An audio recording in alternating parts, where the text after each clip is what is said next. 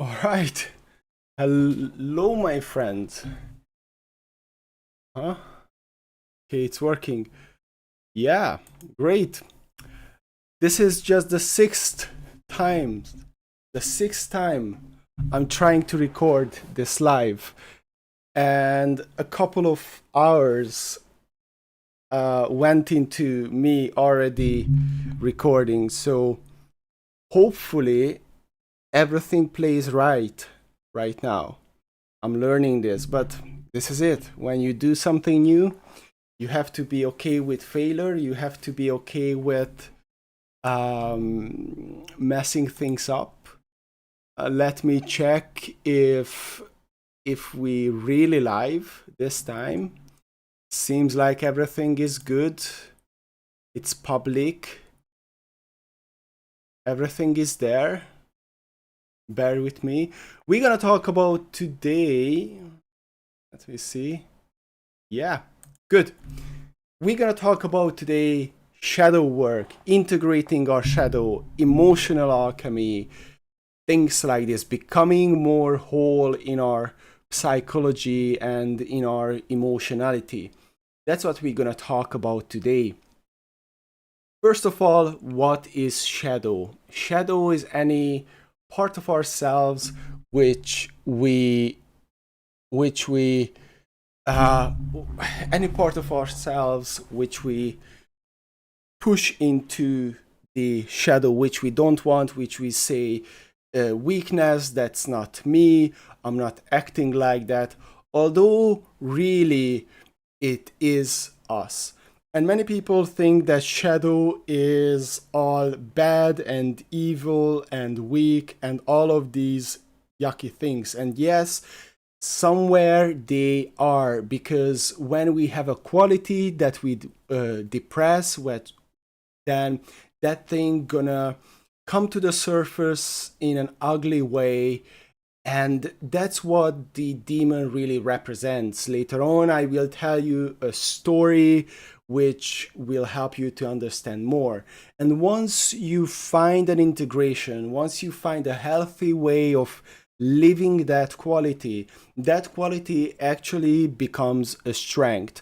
So shadowing integration, having tea time with our demons, is really a way to turning shit into gold. It's really a way to turning those things that we really feel shame for and we fear of and so on, through mindfulness, through compassion, through taking responsibility, through doing the right action, turning those into valuable thing for us and for others. And it becomes a vehicle for healing and a vehicle for growth. So this is the tea time with our demons. And why this title?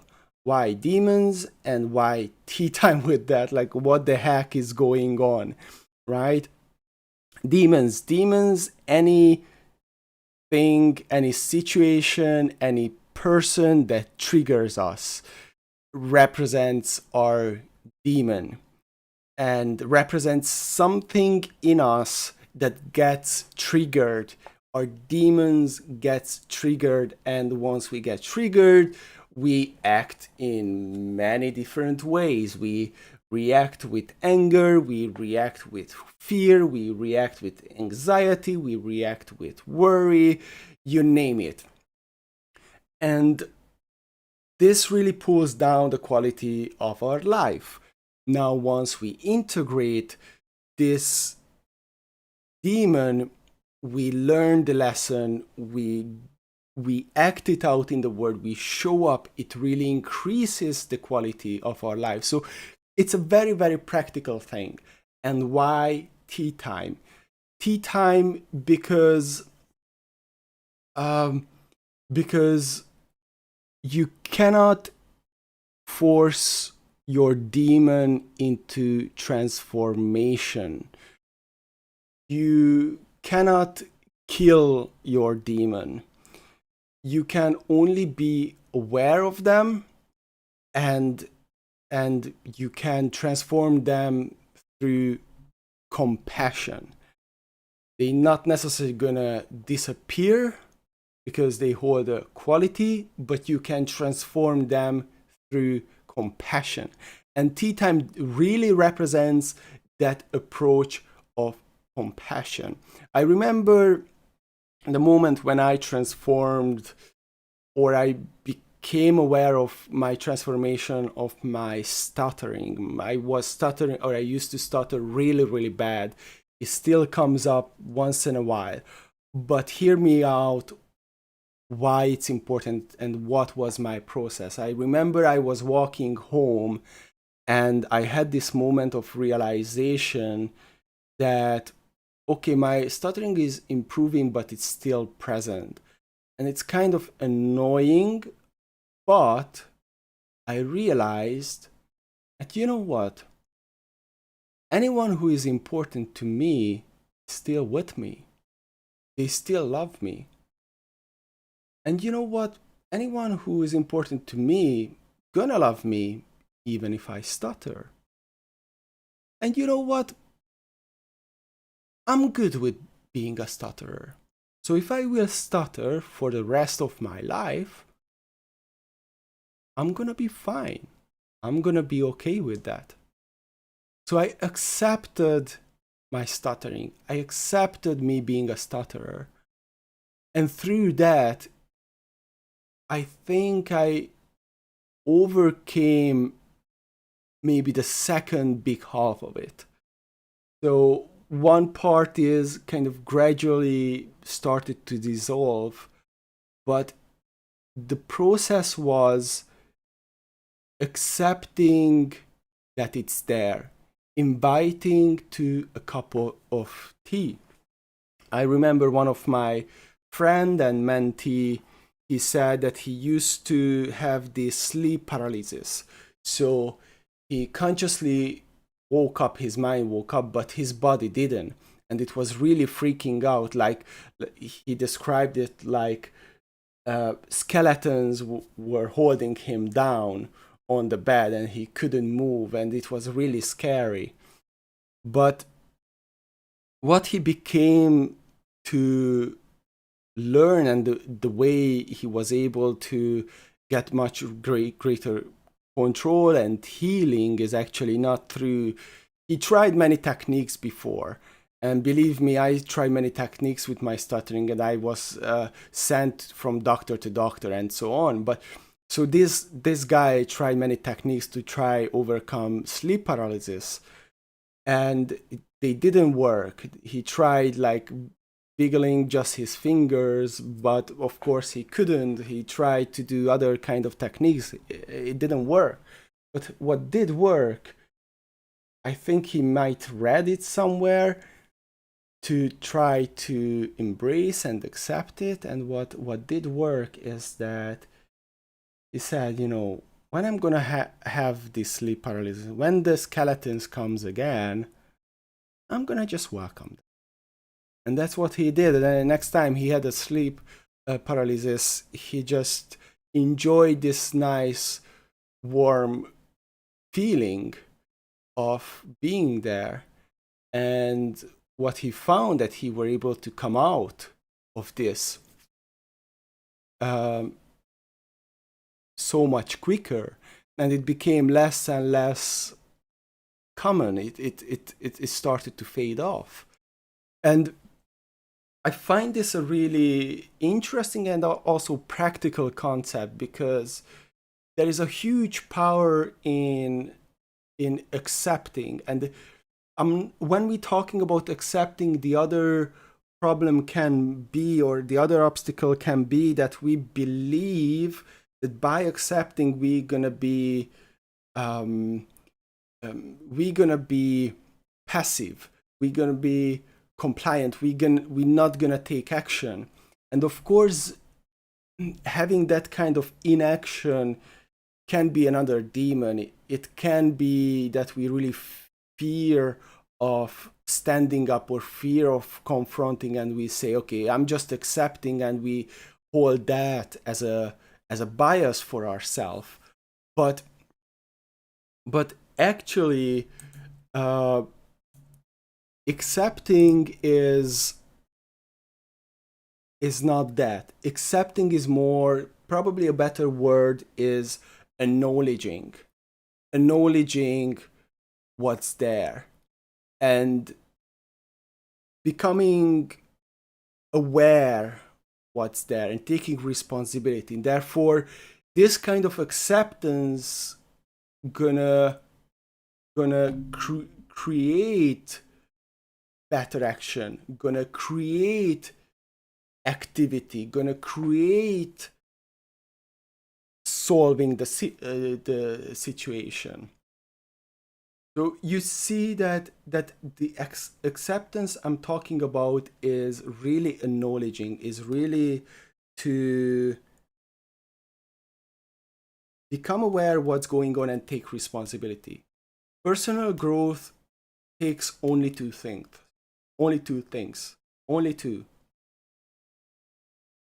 Awareness and responsibility. Becoming aware what we haven't been aware of and taking responsibility. In this case, I would add compassion as well, although that's not part of the original concept, but you will see that we're gonna talk, or we're gonna work with compassion. At the end, we're gonna do a small meditation, and we're gonna light two lights: the light of the heart and the light of the mind. The light of the heart is the light of the mind is the mindfulness. Light of the heart is the passion. It's important to see our demons first, see our shadow, to shed light on the shadow, and it's important to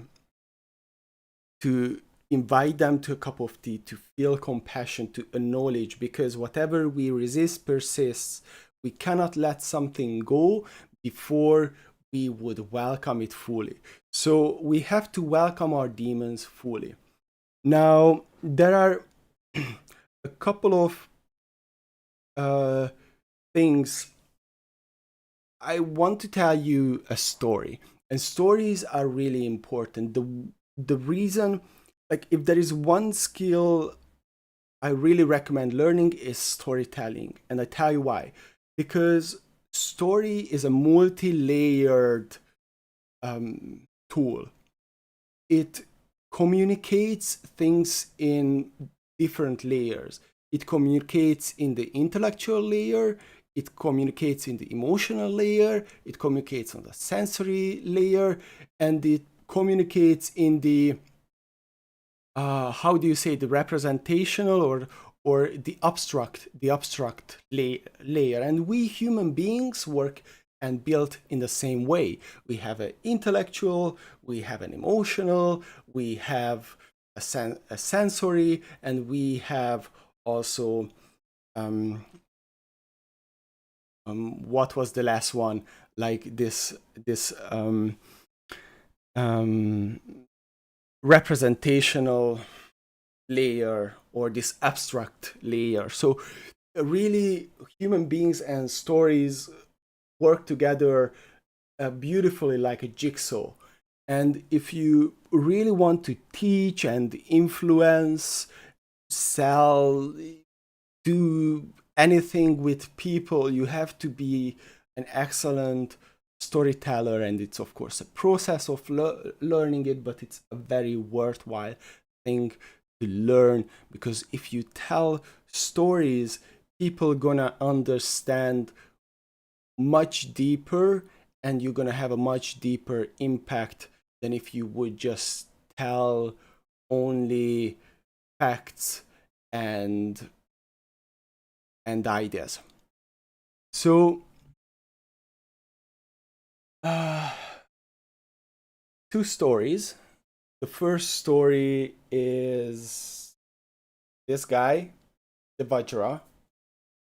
This guy is a Buddhist sacral weapon, and it's the representation of transforming negative things into positive. It holds the power of the lightning. If you see, this is like a trident,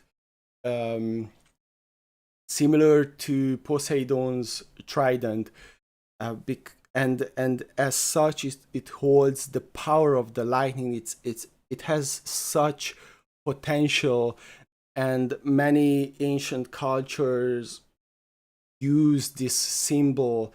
And this is an earlier version, more Indian version, which still have the three um, the three parts, uh, harpoons or blades or what, coming out.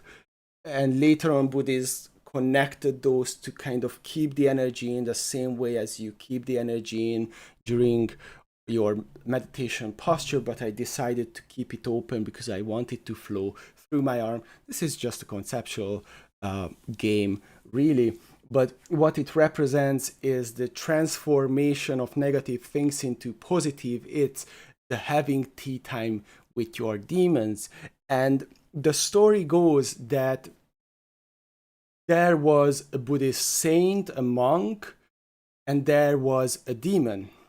And the demon was really horrifying and were raging havoc in the area, eating people to the hundreds and thousands. And this was a really bloodthirsty demon. And no one knew how to stop this demon. And the monk came and took the Vajra. This is again the one. Took the Vajra, the weapon, and pinned the demon down. Pinned the demon down so the demon cannot move. And while the demon were like try to free himself and struggled and struggled and struggled, after days and weeks and months and years, the demon gave up and basically pledged to the monk that he gonna serve and protect the Dharma, and he gonna step into the service of Dharma and every sentient being. And that's what the demon did. Then it became the server of the Dharma and the sentient being. And that's where the idea of the angry demon gods or demigods come into the Buddhist tradition. All of them are a representation of a negative quality which has been transformed into something positive and put into good use for everyone. I really love this story. And another similar story is the anger-eating demon, the story of the anger-eating demon. And the story goes that there was a very successful nation in the ancient times, thriving with riches, and in the middle there was a shining yellow golden palace. This was so beautiful that it could have been mistaken with the sun. It was reflecting back the light so brightly. It was really beautiful. And there was a very, very mighty king on the throne. And they were living very happily for centuries and centuries.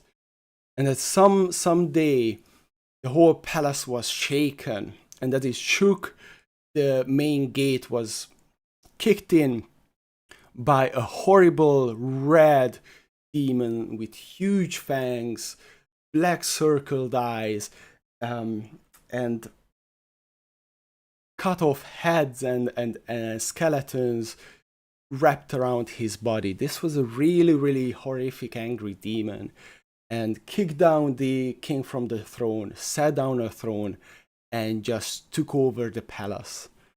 And so the king fled, and this demon just sat there, and the king didn't know what to do. The only thing he knew to do is that he sent out the word for every warrior and every hero in the area to slay this demon. And they came to slay this demon. They walked into the throne room and they called this demon names and used their axes and swords and tried to kill the demon. But the more wounds um, they inflicted on the demon just became stronger. It seemed like nothing can hurt this demon. And the more they called names, the more they heard, the more they tried to kill the demon just grew bigger and more horrific and more red and started to take over the whole palace. And no one were able to do anything. And the king, rightfully so, was very concerned. He thought that he might just become a beggar and give up on the whole thing or end his life. But just before he would give up, someone showed up. And there walks, his steps echo through the corridor of the palace, and there walked in robes and with stuff a monk. And this monk stepped into the main hall as much as he could, because the demon was so big already, and said, "Wow, you are such a beautiful demon. How red you are, how big you are, how scary you are. Wow. And your fangs so big and shiny. What do you use to polish them up? Like, you are so..." And the demon just looked at him, and you could see his demeanor just surprised, changed. And it seemed like the first time ever something has changed in the demon. The first time ever, it seemed like the demon, with every acknowledgement, every loving word, just shrink a little bit more. And so the monk started to, or continued to talk like this to the demon. But not just that, he whipped a teapot, or take a teapot and a teacup, a full set of tea set, and boiled water and poured tea, made tea and poured tea to the demon, and invited the demon to a cup of tea. And now the demon was almost a human size, and so they had a tea time, and they talked a little bit more, and they opened their heart a little bit more, and the demon shrunk a little bit more, and changed in color, and changed in demeanor, and changed in shape. And the more they talked, the more they acknowledged, the more they loved, the more the demon transformed. And slowly but surely, the demon transformed into a teacher, another monk. You see, the monk knew all along that the demon is a teacher, and came there just to show the king that the demon is a teacher. The demon went there because the king and the whole nation had to really learn a lesson. And the only way they could have learned it, because they were blinded by all this fame and all this riches that were going on for them, that they couldn't see what they were doing. They had all these riches, but the nation wasn't really happy. And so through this, the demon really had to think, or the king really had to think about what he was doing, and he really had to rethink the way he governs his kingdom. And so the demon became a monk, a teacher as well. And the demon, or now the monk, told the king what's the lesson, and the king understood. And with respect and pleasure, now the monk gave the throne back to the king. And from that point on, the king governed the kingdom in a completely new way. There were still riches, even more than before, that they never imagined they could have, but now they also had connection, they also had happiness, they also had intimacy and understanding in the kingdom between each other. There was much better collaboration between the people. And the kingdom just grew and prospered even more.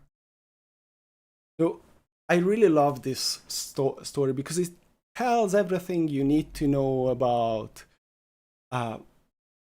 shadow work in a very like playful and multi-leveled way.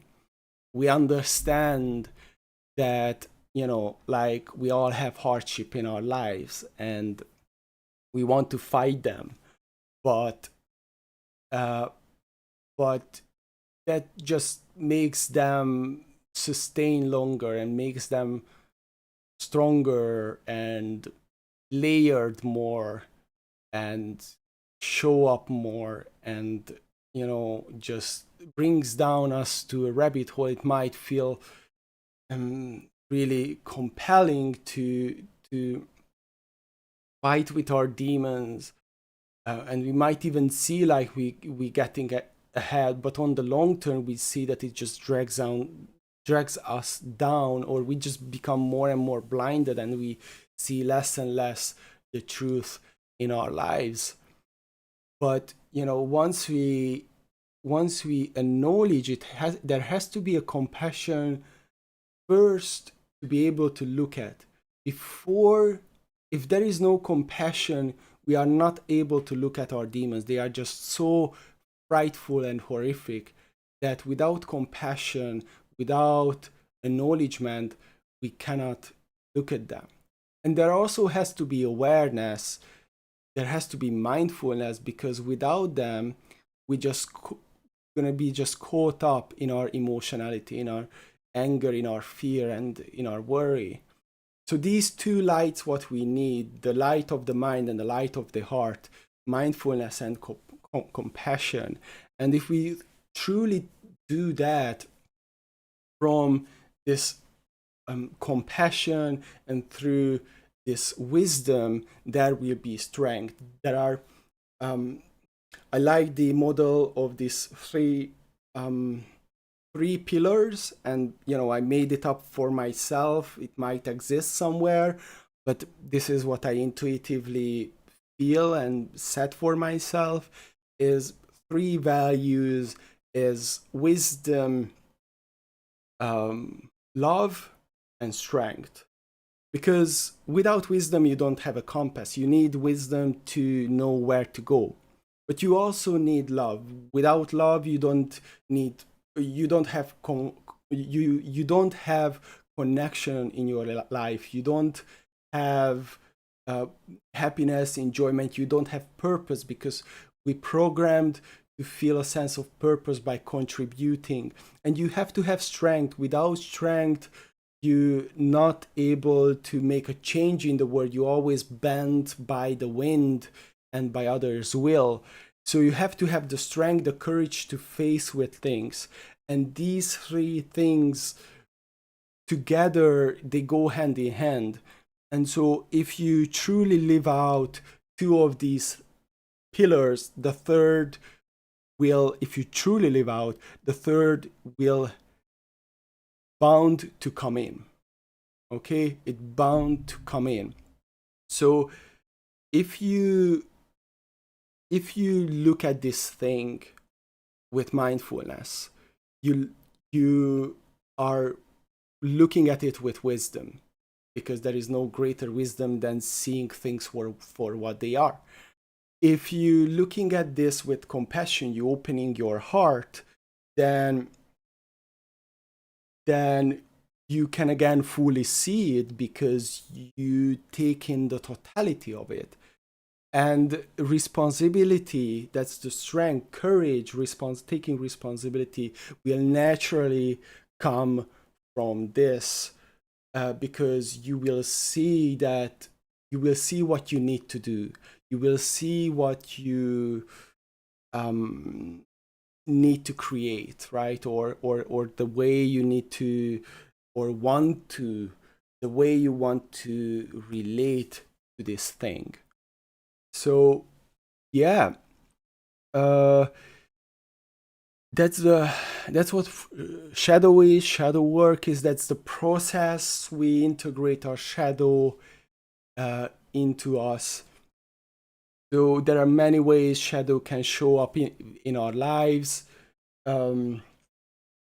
It can show up like if a small boy were told that, why do you cry? That boy might learn that crying for people or crying for man is not okay. So that person gonna shut down that part of him or herself. That boy gonna shut down of himself, and not gonna feel his emotions, not gonna be connected, not gonna be connected with other people. And let's say this boy, when he grows up, at some point gonna be, for example, laid down, like will be, say, at his job, you don't have any job here anymore, and he doesn't know what to do, and it's a big trauma for him. He doesn't know what to do, how to sustain his family, and so on, and it is emotional for him, but because he learned that expressing emotionality is not good, now this boy, now a man, this man not gonna be able to connect to, and not gonna be able to heal and transform this trauma. And because of that, later on, maybe a couple of months, half a year down the line, this boy gonna break down, because he is not able to deal with this, and he gonna be destructive in his life and in his family around him, because he learned that expressing emotions is not okay. So, and of course, down the line, physical sickness can come, because the mind and the body working in one unison, it's like the two wings of the bird. Our mind and our body is one system, so if we have big problems which we don't resolve, it's gonna come back and sometimes manifest and as sickness, really to bring us a lesson. But if we're not able to see the lesson, it's gonna just compound. Or it could be that someone learned that that if she gives her heart to someone, she gonna get hurt. And if she really invests into a relationship, then eventually she gonna be disappointed. And so she learned that she not gonna love again, at least not gonna develop an intimacy with anyone again. And this can be very destructive. Of course, not gonna have an intimate relationship, gonna shut down her heart, and also there will be something that she always want deep inside. Now she thinks she can't have, and gonna act out in a different way. Maybe she gonna envy others and gonna create anger out of it, and so on. There are so many ways we live out our shadows, our demons, if they are not integrated. But once we integrate, then the the boy who thought that expressing emotions not good, once he integrates his shadow, he is able to bounce back and recover from any trauma much easier and quicker. He's gonna have much better connections and relationships with others and with himself as well. The girl who who who were afraid of loving, once she integrates and gives permission to herself, to her heart to be broken, once she integrates that shadow, she will be able to experience beautiful relationships again. And yes, part of it might be to be broken, but you know what, like everything she gonna learn, because now she's much more open to new ideas, and she gonna learn how to uh, how to create healthy relationships. But to create healthy relationships, she has to be okay with getting hurt and being aware of that and understanding what's going on there. So really, everything that we see as bad, till we see as bad, they remain bad. Till we resist them, till we resist them, they persist. Everything that's bad, if we look at from another lens and look at how could this be a lesson? How could this be something that I can grow from? How could this be the soil of my own growth? Then this thing becomes the vehicle personal growth, and it will be just the very thing you needed, because that's what it's created from. Our shadow is actually the very thing that we needed all along. So yes, at this point you should have a very good understanding of shadow. Now of course it takes myriad of different shapes.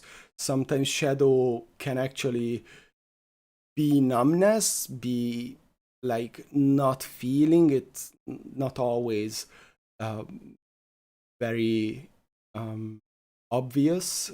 It's usually the opposite of obvious, but often we know deep inside the truth. Shadow can show up as envy. Shadow can show up as things we reflect onto others. So we say, you are arrogant, you are bad, you are angry, you are spoiled. While in truth, we only see the thing that's within us as well, because we only can see things that's within us as well. And really, any of these transmuted is a positive thing. Yeah. Now let's do some shadow work, shall we? Small shadow work. As we said, you need three things: light of the mind, light of the heart, and responsibility. But just worry about light of the mind, light of the heart first, and responsibility should grow out of that. Once you clearly see your situation, only truth that should remain. So start with taking a couple of deep breaths. Breathe in, keep it, and breathe out. This helps to come to this present moment. Breathe in,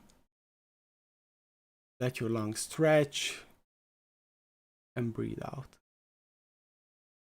Make the third breath really big. Your lungs stretch, and keep it for a while. Not, don't pass out. Keep it for a while. And when you let it go, sigh.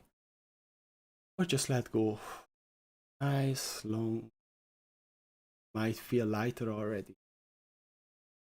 Now become present. Present of this very moment. Come to your senses. Whatever is present right now, be aware of it. You see.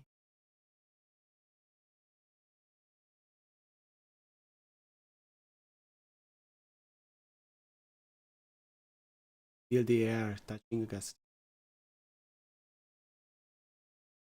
Feel your weight pushing against the ground or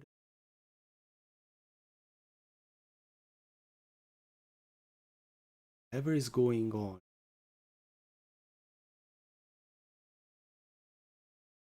Be aware of the unperfect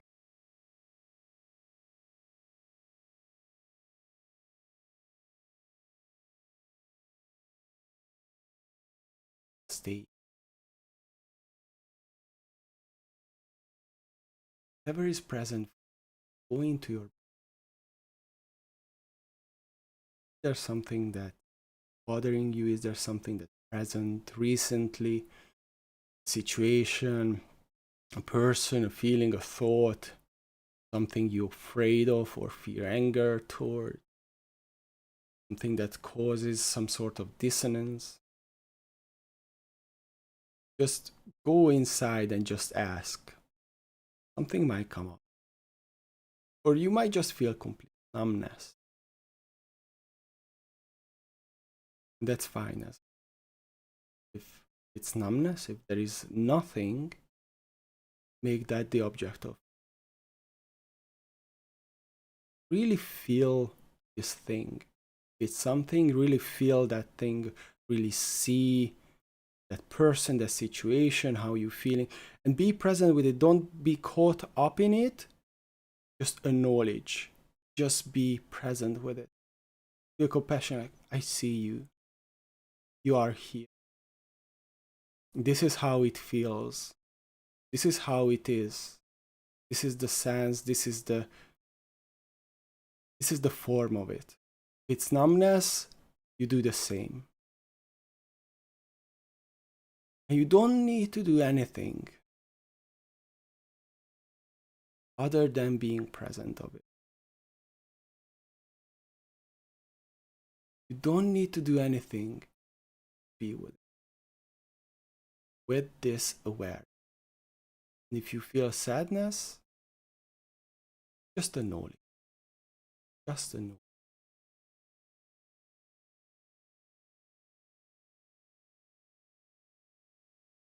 If you sigh, that's a sign of release.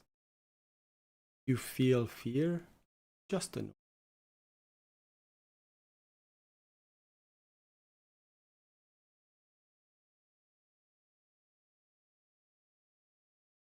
Just acknowledge.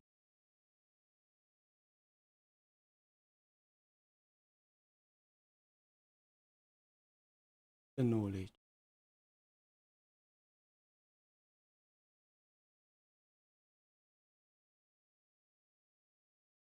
Same goes for anxiety, worry. Just acknowledge. Give yourself permission. It's okay. It cannot hurt you. You are just aware of this thing. You really look at it, it's compilation of things. Compilation of bodily sensation, emotionality, compilation of thought. All of these things put together create your experience. Just be aware of that. It's impossible to be caught up in it if you aware your experience. But it doesn't neglect our humanity, that sometimes we feel sad. Here, sometimes we struggle with a situation. And that's fine. just a knowledge.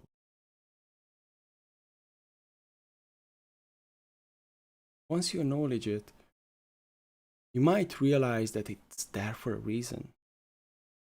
This shadow, this demon, have some sort of lesson.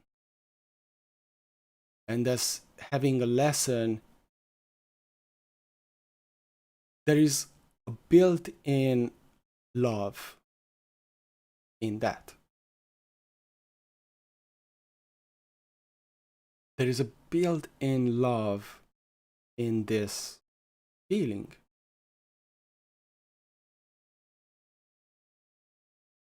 Maybe it's original wanted to protect you. That's what these things usually do. On some level, they want to protect us. But they also, with that, shut down one part of ourselves. It's like it closes that part of ourselves into a box. And the way we can open it is with our heart. Say, I acknowledge you, I accept you. And I know that you came here with a good intent. Now let's speak. And you connect with it.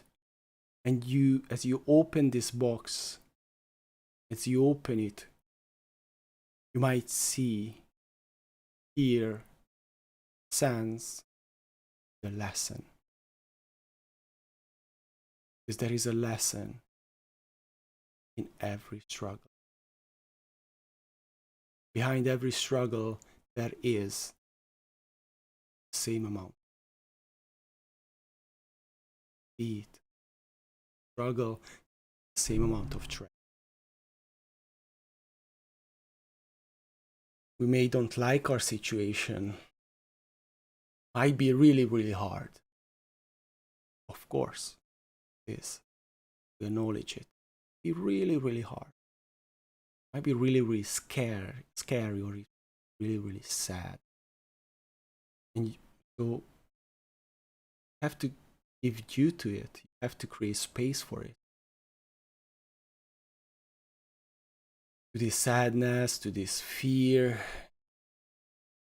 to this desire, this thing that has been a part of you, but you shut it down and you closed it into a box. You have to give emotional duty. Your emotional body, your emotional part craves to be acknowledged. And that's the way you open this box and really see inside and see the lesson. So you might already heard the lesson. If not, you can just simply see, or you can imagine this thing as your demon, and you sitting down with your demon, inviting it, impersonating the very thing.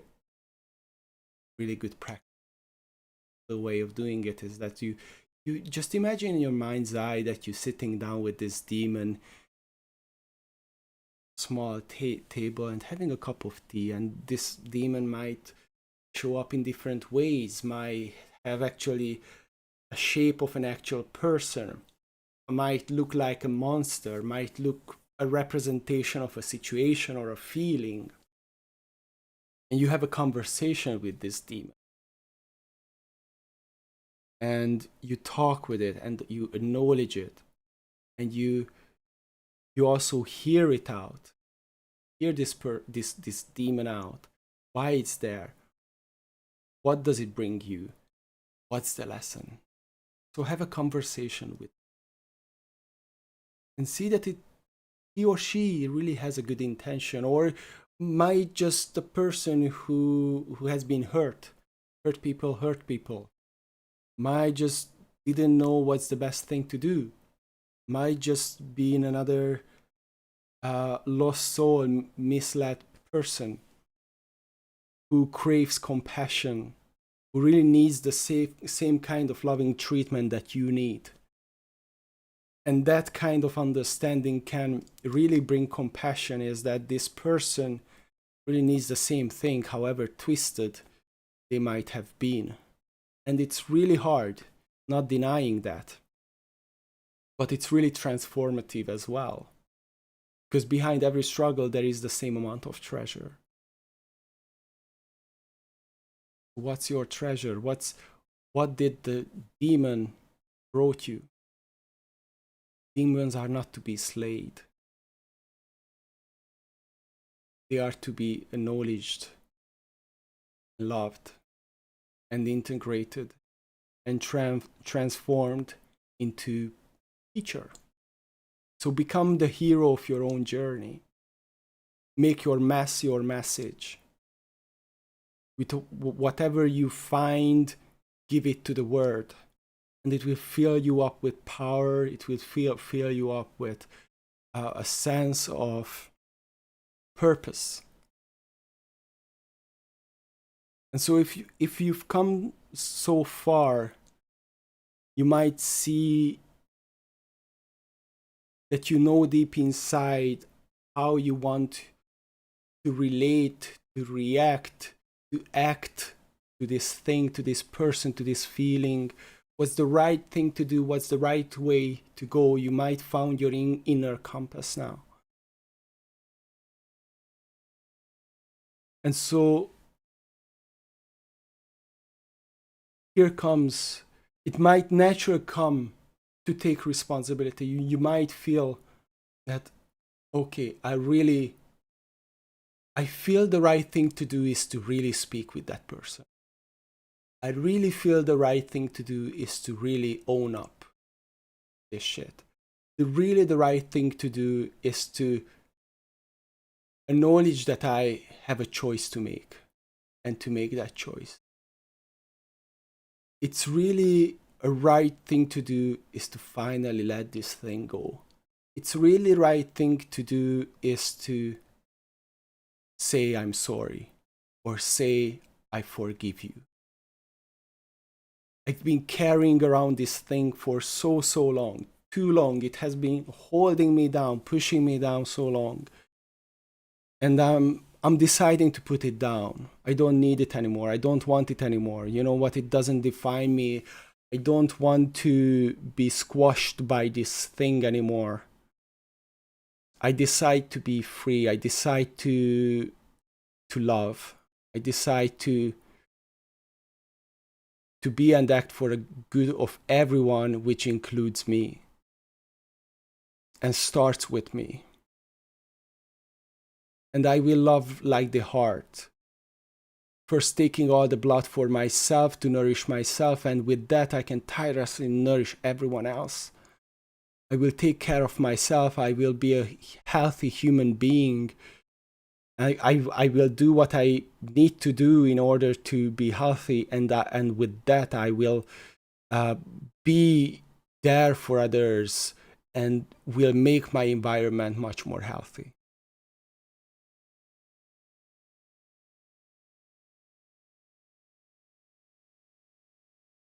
Take a couple of deep breaths. Sigh. If there has been crying, it's fine. I cry as well sometimes. It's really healing. If there is any sort of cleaning, that's fine. Give yourself due. Give yourself maybe a hug if that's what you need. Put your hands onto your heart. Have a big glass of water after this meditation. Have good sleep after this meditation. Those are really recommended. Maybe speak with someone. Maybe you decide to take action right away. Maybe you decide to let it marinate in you and really heal and transform.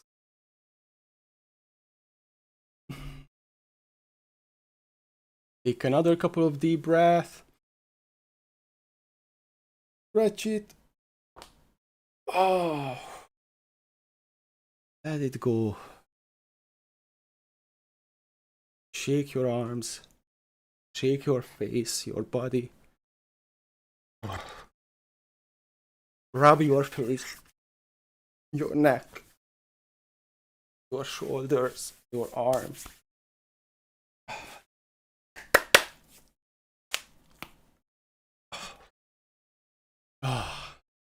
Come back to this room.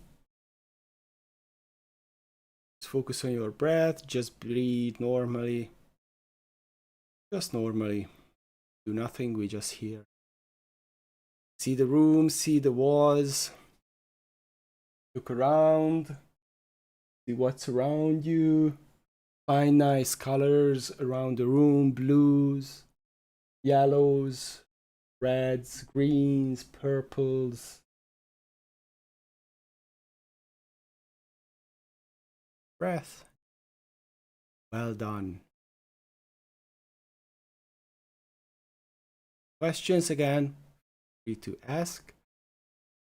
Hope that you learned today how to transform and how to be time with your demons. There are many ways, and we can things. Ask me.